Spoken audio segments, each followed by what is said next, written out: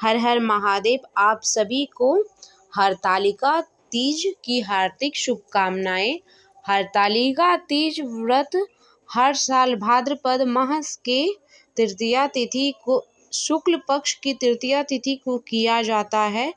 यह व्रत महिलाएं अपने अखंड सौभाग्य की प्राप्ति के लिए और कुमारी कन्या अच्छा वर प्राप्ति के लिए यह व्रत करती हैं। यह व्रत निर्जला किया जाता है। आज के इस वीडियो में आप सुनेंगे हरतालिका तीज व्रत कथा। इस कथा को सुनने से मनोवांछित फल मिलता है। कथा व्रत करने के बाद आप कथा अवश्य सुने। इससे व्रत पूरा माना जाता है। यदि आप कथा नहीं सुनेंगे तो व्रत पूरा नहीं होगा।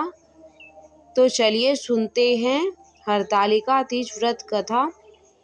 हे गौरी पर्वतराज, हिमालय पर स्थित गंगा के तट पर तुमने अपनी बाल्यावस्था में 12 वर्ष तक अधोमुखी होकर घोर तप किया था। इतनी अवधि तुमने अन्न न खाकर पेड़ के सूखे पत्ते चबा कर व्यतीत किए। माघ की इतनी ठंडी में तुमने निरंतर जल में प्रवेश करके तप किया। बैसाख की जला देने वाली गर्मी में तुमने अपने शरीर को तपाया। श्रावण की मूसलाधार वर्षा में खुले आसमान के नीचे बिना अन्न जल ग्रहण किए समय व्यतीत किया। तुम्हारे पिता तुम्हारी कष्ट साध्य तप को देखकर बड़ी दुखी होते थे। उन्हें बड़ा क्लेश होता था। तब एक दिन तुम्हारी तपस्या तथा पिता के क्लेश को देखकर नारद जी तुम्हारे घर पधारे। तुम्हारे पिता ने हृदय से अतिथि सत्कार करके उन्हें आने का कारण पूछा। नारद जी ने कहा, गिरिराज, मैं भगवान विष्णु के भेजने पर यहाँ उपस्थित हुआ हूँ। आपकी कन्या ने बड़ा कठोर तप किया है। इससे प्रसन्न होकर वे आपकी सुपुत्री से विवाह करना चाहते हैं। इस संदर्भ में आपका क्या राय है, मैं जानना चाहता हूँ। नारद जी की बात सुनकर गिरिराज गदगद हो उठे। उसके तो जैसे सारे क्लेश ही दूर हो गए। प्रसन्नचित्त होकर वह बोले, श्रीमान, यदि स्वयं विष्णु मेरी कन्या का वरण करना चाहते हैं तो भला मुझे क्या आपत्ति हो सकती है। वे तो साक्षात ब्रह्मा है। हे महर्षि, यह तो हर पिता की इच्छा होती है कि उसकी पुत्री सुख संपदा से युक्त पति के घर की लक्ष्मी बने। पिता की सार्थकता इसी में है कि पति के घर जाकर उसकी पुत्री पिता के घर से अधिक सुखी रहे। तुम्हारे पिता की स्वीकृति पाकर नारद जी विष्णु के पास गए और उनसे तुम्हारे ब्याह के निश्चित होने का समाचार सुनाया। मगर इस विवाह संबंधी की बात जब तुम्हारे कान में पड़े तो तुम्हारे दुख का ठिकाना न रहा। तुम्हारी एक सखी ने तुम्हारी इस मानसिक दशा को समझ लिया और उसने तुम्हारे उस विक्षिप्तता का कारण जानना चाहा। तब तुमने बताया, मैंने सच्चे हृदय से भगवान शिव शंकर का वरण किया है, किंतु मेरे पिता ने मेरा विवाह विष्णु जी से निश्चित कर दिया। मैं विचित्र धर्म संकट में हूँ, अब क्या करूँ। प्राण छोड़ने देने के अतिरिक्त अब कोई भी उपाय शेष नहीं बचा। तुम्हारी सखी बड़ी ही समझदार और सूझबूझ वाली थी। उसने कहा, सखी, प्राण त्यागने का इसमें क्या कारण ही क्या है। संकट के मौके पर धैर्य से काम लेना चाहिए। नारी के जीवन की सार्थकता इसी में है कि पति रूप में हृदय से जिसे एक बार स्वीकार कर लिया, जीवन पर्यंत उसी से निर्वाह करे। सच्चा आस्था और एक निष्ठा के सक्षम तो ईश्वर को भी समर्पण करना पड़ता है।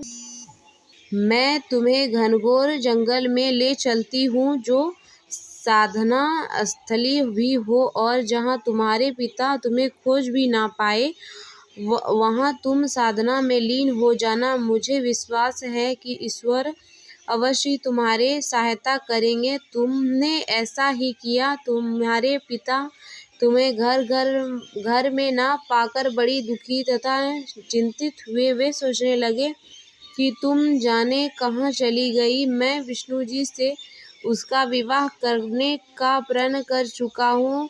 यदि भगवान विष्णु बारात लेकर आ गए और कन्या घर पर न हुई तो बड़ा अपमान होगा। मैं तुम्हें तो कहीं मुंह दिखाने के योग भी नहीं रहूँगा। यही सब सोचकर गिरिराज ने जोर शोर से तुम्हारी खोज शुरू कर दी।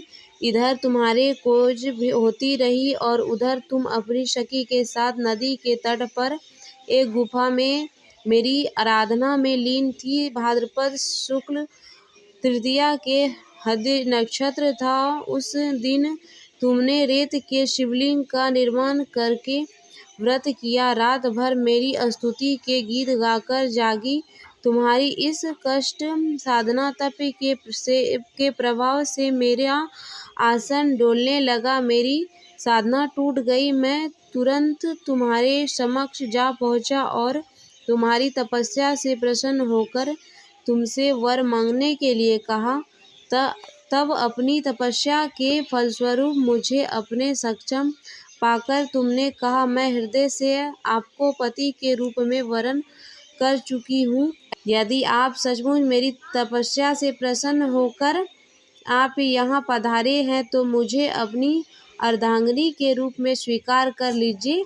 तब मैं तथास्तु कहकर कैलाश पर्वत पर लौट आया। प्रत्यय होते हुई तुमने पूजा की समस्त सामग्री को नदी में प्रवाहित करके अपनी सहेली सहित व्रत का पारण किया। उसी समय अपने मित्र बंधु वह दरबारियों सहित गिरिजाराज तुम्हें खोजते खोजते वहां आ पहुँचे और तुम्हारी इस कष्ट साधना तपस्या का कारण तथा उद्देश्य पूछा। उस समय तुम्हारी दशा को देखकर गिरिराज अत्यधिक दुखी हुए और पीड़ा के कारण उनकी आंखें में आंसू उमड़ आए।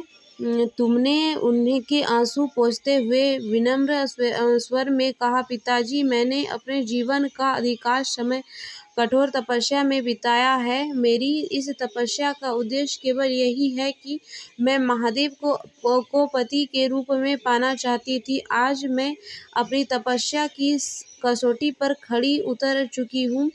आप क्योंकि विष्णु जी से मेरा विवाह करने का निर्णय ले चुके थे, इसलिए मैं अपने आराध्य की खोज में घर छोड़कर चली आई। अब मैं आपके साथ इसी शर्त पर घर जाऊंगी कि आप मेरा विवाह विष्णु जी से न कर महादेव जी से करेंगे। गिरिजाराज मान गए और तुम्हें घर ले गए। कुछ समय में पश्चात